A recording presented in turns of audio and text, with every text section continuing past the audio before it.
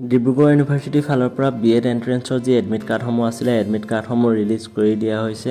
যদি আপোনালোকে admit কাৰ্ডসমূহ download কৰোঁতে কিবা অসুবিধা পাইছে তেতিয়াহ'লে এই ভিডিঅ'টো সম্পূৰ্ণ চাই থাকক। এই ভিডিঅ'টোত মই ষ্টেপ বাই ষ্টেপ আপোনালোকক মোবাইলৰ সহায়ত কি ধৰণে এডমিট কাৰ্ডখন ডাউনলোড কৰিব গোটেই প্ৰচেছকেইটা দেখাবলৈ গৈ আছোঁ। প্ৰথমতে আপোনালোকে এডমিট কাৰ্ডখন ডাউনলোড কৰিবৰ বাবে ডিব্ৰুগড় ইউনিভাৰ্চিটিৰ যি অফিচিয়েল ৱেবছাইট সেই ৱেবছাইটত যাব লাগিব। ইয়াত ষ্টুডেণ্ট লগ ইন যিটো অপশ্যন আছে সেই অপশ্যনত ক্লিক কৰিব লাগিব। যদি আপোনালোকে মোবাইলৰ সহায়ত কৰিছে তেতিয়াহ'লে মই ছাইডত আপোনালোকক দেখাই দিছোঁ। ষ্টেপকেইটা আপোনালোকে ফ'ল' কৰিলে হৈ যাব। ইয়াত ষ্টুডেণ্ট লগ ইনত ক্লিক কৰাৰ পিছত পুনৰ নতুন এটা পেজ অ'পেন হ'ব।